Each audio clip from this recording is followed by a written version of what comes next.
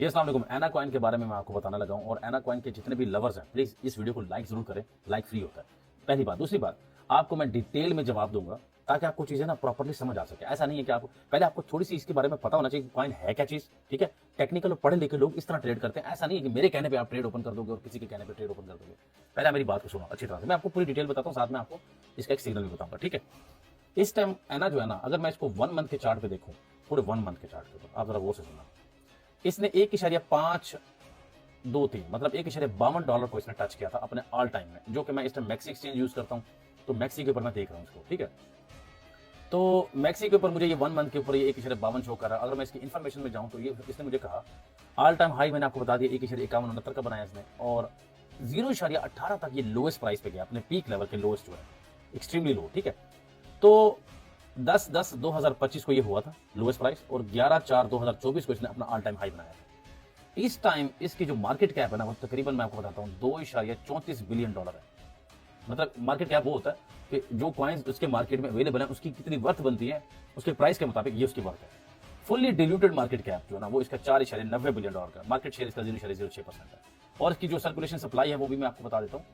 इसकी जो total supply है 7.15 बिलियन एना कॉइन है, जो कि सर्कुलेटिंग में है, ठीक है। उसके बाद USDE, ये एक सिंथेटिक डॉलर है बैक्ड बाय इथेरियम, जो कि फ्यूचर हेजिंग के ऊपर होता है, नो बैंक्स मतलब देयर इज।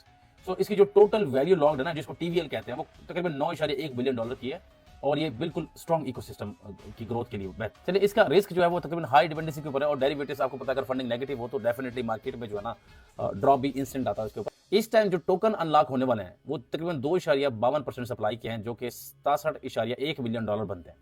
ये एक स्ट्रॉन्ग सेल प्रेशर होता है, पहली बात। दूसरी बात, कैपिटल आउटफ्लो हुआ है $2.23 मिलियन का, जो कि इन्वेस्टर की इंटरेस्ट खत्म करता है बाइंग के अंदर।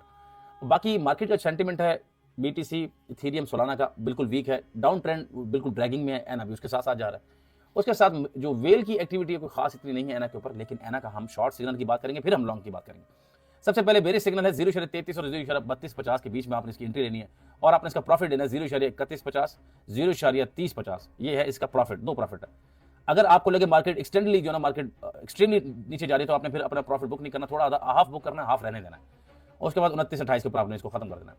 लेकिन अगर रीबाउंड हुआ, अगर री एंट्री हुई, BTC ने अपना स्ट्रॉन्ग बाउंस बैक किया, 1 लाख से नीचे नहीं जाता, वो वहीं से बाउंस करता है, 1 लाख की रेंज से ऊपर ऊपर वो बाउंस करता है, तो फिर क्या होगा?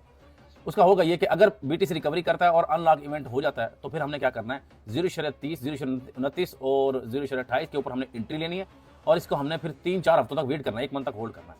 आपने इसका जो स्टॉप लॉस है वो तकरीबन 1 मंथ तो पक्का होल्ड करना प्लीज, क्योंकि इसका नवंबर है ना, तो दिसंबर में जाकर प्रॉफिट आपको मिल सकता है लॉन्ग टर्म के लिए। अब आपने ले ली, अब 0.2750 के ऊपर आपने अपना स्टॉप लॉस रख देना है, और टारगेट रखना है 0.3450, 0.36, 0.38। अगर सेंटीमेंट पॉजिटिव मजीद हो जाते हैं और लॉन्ग की तरफ प्रेशर बढ़ जाता है, तो फिर आपने 40 तक भी वेट करना, और इसको आपने जाने देना, प्रॉफिट हाफ